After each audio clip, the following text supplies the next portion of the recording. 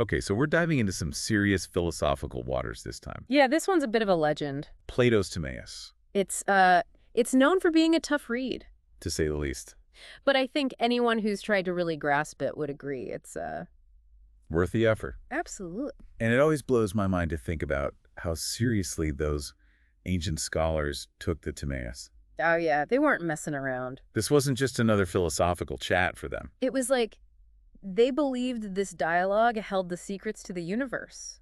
Pretty much. And in a way, they were right. The Timaeus is really like a foundation stone for understanding Plato's entire philosophical system. Exactly. It's the key to this whole intricate web of ideas. And that's what we're going to try to untangle today. We're going to take you on a deep dive into the heart of the Timaeus. Help you connect the dots and see the bigger picture of Plato's grand vision. And trust me, the picture is grand. It all starts with this really basic human question. The one we've all probably pondered at some point. What is this universe we find ourselves in? How did it all come to be? And naturally, Plato being Plato.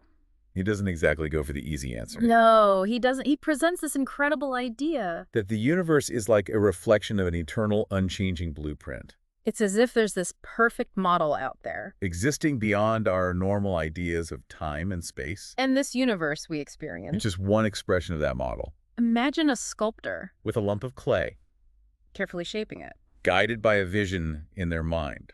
That's kind of how Plato describes the creation of the universe. And he uses some pretty evocative language to do it. He doesn't just describe the universe He describes it as the fairest of all things, and its creator as the most excellent of causes. which tells you a lot about how important beauty and order were to his whole philosophy. He saw beauty and goodness as intertwined. Not just aesthetically pleasing, but reflections of truth and perfection. Which takes us to one of the most mind-blowing concepts in the Timaeus. The idea that the universe has a soul, Not just a soul, but the world soul. this incredible force that he believed held the entire cosmos together. So instead of imagining the universe as this cold, empty void, We need to shift our perspective, and see it as this vibrant, living entity. driven by this invisible but incredibly powerful force. And that brings us to another fascinating detail about Plato's vision. The shape of the cosmos itself. He was very specific about that, wasn't he? Oh yeah, for Plato, the universe had to be a sphere. And not just any shape. The sphere represented perfection. Balance and harmony on a cosmic scale. Exactly. It embodied that sense of order and beauty that was central to his entire philosophy. So we've got this incredible image to hold in our minds. A universe that's not just a random collection of stuff. But a living, breathing entity, Shaped like a perfect sphere. and driven by this amazing world soul. It's pretty mind-boggling when you think about it. It is, and we're just getting started. Okay, so we've got this beautifully designed universe humming along thanks to the world soul. But what exactly is it made of? Yeah, it's not exactly everyday stuff. It's got to be more than just rocks and water and fire, right? You're getting warmer, but we're going to have to ditch those high school physics textbooks. Oh, really? What's Plato got in store for us? Get ready for some serious geometry. Geometry. Wait, is he suggesting the universe is made of, like, triangles and squares? You're surprisingly close to the mark. Plato believed those four basic elements everyone talked about, fire, air, water, earth. Right, the classics. He saw them as expressions of something more fundamental. Which is... Geometric shapes. Okay, now my head is officially spinning. Ah, So, like, fire isn't really fire. It's a bunch of pointy triangles or something. you're catching on. He believed each element was associated with a specific shape. So fire being all destructive and transformative. Maybe that's represented by a triangle, like you said. And what about Earth? I always picture that one as being very grounded. A cube, maybe something nice and stable. I can kind of visualize it like a giant cosmic 3D puzzle. It's a cool way to think about it. But there's another layer we need to add here. Oh, there's more I should have known better than to think we were done with the mind-bending stuff.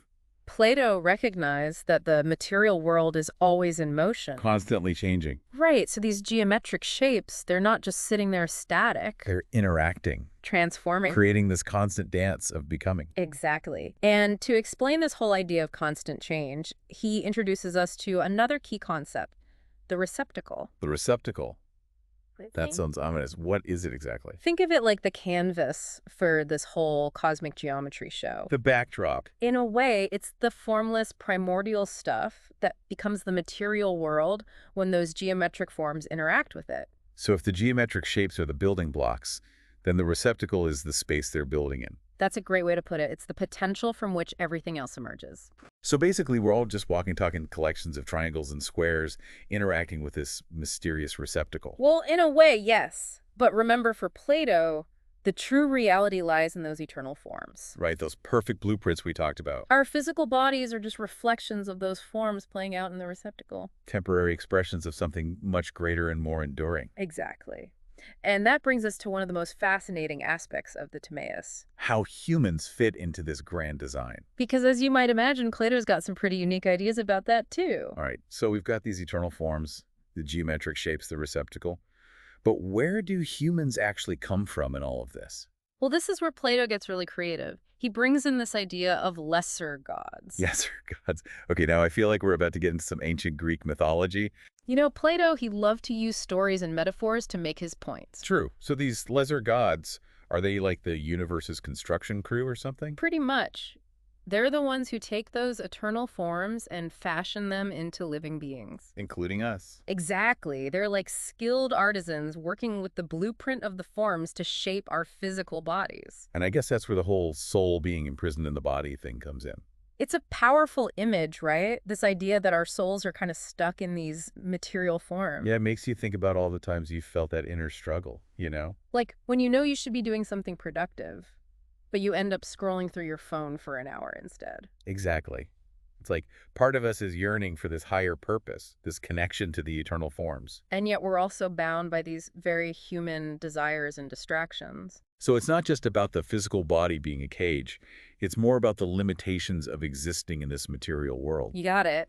It's the classic struggle between our higher and lower natures. But Plato didn't see the body as the enemy, did he? No, not at all. He was actually fascinated by the human body, all its complexities and intricacies. Right. He goes into all that detail about how everything works. He saw the body as this incredible machine, a testament to the beauty of the creator's design. It's like he's giving us a glimpse into the mind of a master engineer. And by understanding how our bodies work, he believed we could gain a deeper understanding of our place in the universe. So it's not just about anatomy and physiology. It's about recognizing the interconnectedness of everything. Absolutely.